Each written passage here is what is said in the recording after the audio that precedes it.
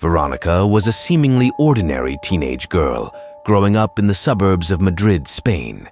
However, her life took a terrifying turn that has since become a chilling tale of supernatural horror, one that has been whispered about for years and even inspired movies.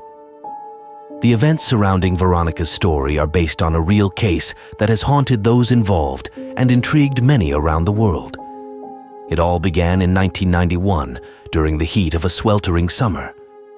Veronica, still mourning for her father's death, decides to play Ouija with her friends Rosa and Diana and her friends, who were typical 15-year-old girls who were curious about the unknown. They attended the same high school, and like many teenagers, they were intrigued by the occult.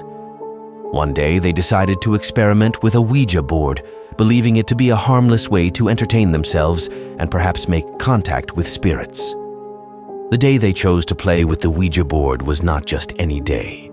It was the day of a solar eclipse. The air was thick with an eerie stillness, and the sky was painted with unnatural hues as the moon passed in front of the sun. The three girls sneaked into the school's basement, a dark and musty place that had been long forgotten and neglected. With a mix of excitement and trepidation, the girls set up the Ouija board. They placed their fingers lightly on the planchette and began asking questions. At first, nothing happened, and they giggled nervously.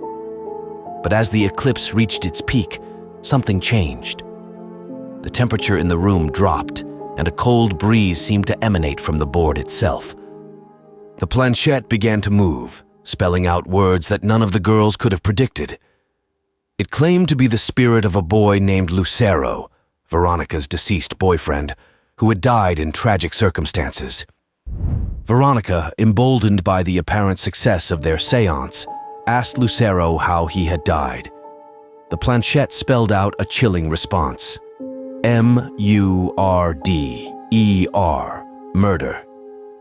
Even though they weren't able to conjure the spirit of the deceased boyfriend, they saw smoke emerge from the board that was inhaled by Veronica. Suddenly, the board seemed to take on a life of its own. The planchette moves violently, spelling out a sinister message. He is coming.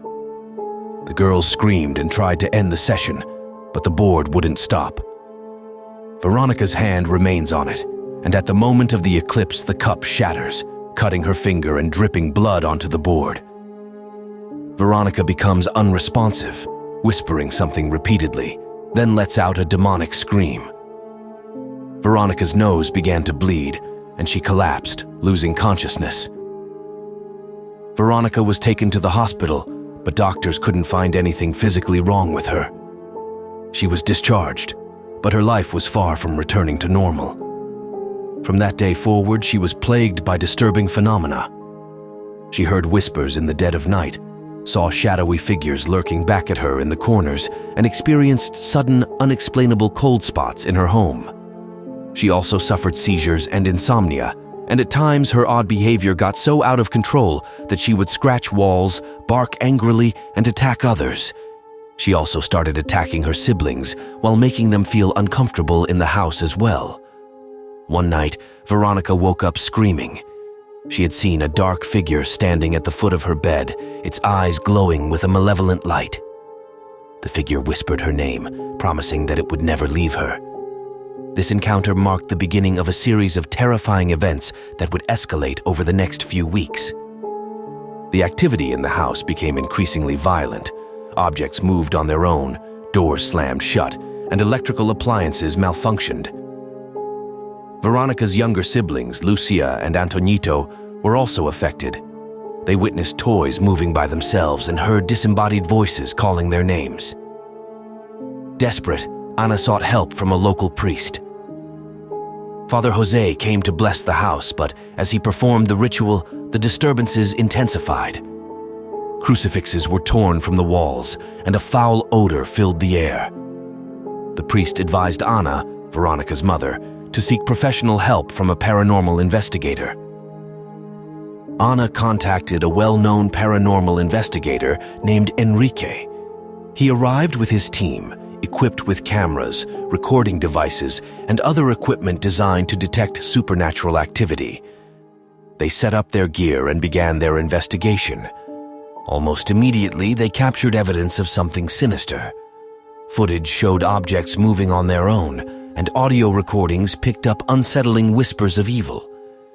One of the most disturbing pieces of evidence was a video that showed Veronica being lifted into the air by an unseen force and thrown across the room with power. Enrique's team also discovered something alarming. The spirit haunting Veronica was not Lucero, but something far darker and dangerous. They found evidence that the entity was a malevolent spirit, possibly a demon, that had latched onto Veronica during the ill-fated Ouija session and now wasn't ready to leave her. As the investigation continued, the activity reached a fever pitch. Veronica's condition deteriorated. She became increasingly erratic and violent, lashing out at her family and the investigators. One night, during a particularly intense episode, Veronica was found in her room, speaking in a voice that was not her own. Her eyes were rolled back in her head, and she was surrounded by a circle of burning candles that no one remembered lighting. Enrique realized that they were running out of time. He decided to perform a full-scale exorcism, despite the risks. Father Jose agreed to assist, and they prepared for the ritual. The exorcism was a harrowing ordeal. As the priests chanted prayers and sprinkled holy water, Veronica convulsed and screamed and started. The temperature in the room dropped to near freezing, and an oppressive darkness seemed to close in around them. The entity fought back, throwing objects and causing physical harm to those present. After what felt like an eternity, there was a sudden deafening silence. Veronica collapsed, unconscious but alive. The oppressive presence that had filled the room was gone. Veronica was taken to the hospital once again. This time, she remained in a coma for several days. When she finally woke up, she had no memory of the exorcism or the events leading up to it. The disturbances in the house ceased, and the family tried to return to a semblance of normalcy. However, Veronica was never the same. She became a shell of her former self, haunted by nightmares and a lingering sense of dread. Her friends, Rosa and Diana, also experienced lingering effects, though not as severe. They vowed never to speak of the Ouija board again. Enrique and Father Jose documented their experiences, but they kept the details private, fearing the skepticism and ridicule that might follow. They knew that what they had encountered was real, and the memories of that dark period stayed with them for the rest of their lives. As the days passed, Veronica's condition worsened. Her parents sought all sorts of help from priests, doctors, and specialists, but there was no ray of hope left for her to get any better. Soon, after almost half a year after the Ouija board incident, she was found lifeless on the hospital bed.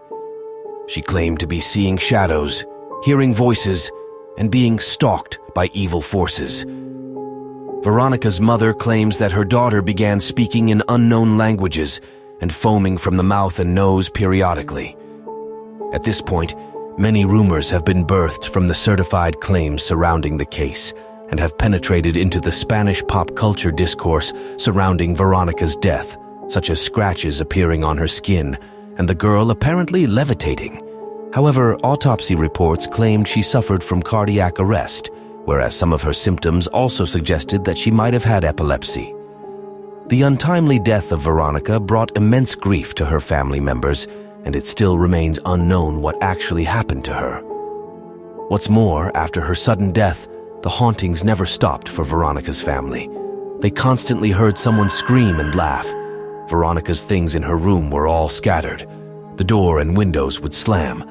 There were scratches on the wall. A black figure was roaming and crawling around the house. Furniture was damaged, and electrical appliances went on and off. In one instance, Veronica's photo fell on the ground burned, while the frame remained undamaged and a nearby crucifix flipped. The paranormal activities got so out of hand that Veronica's family reached out to Inspector Jose Negri and other officers. Even the police noticed that there was something suspicious inside the house because they felt a drop in temperature and reported some paranormal activities taking place during their inspection.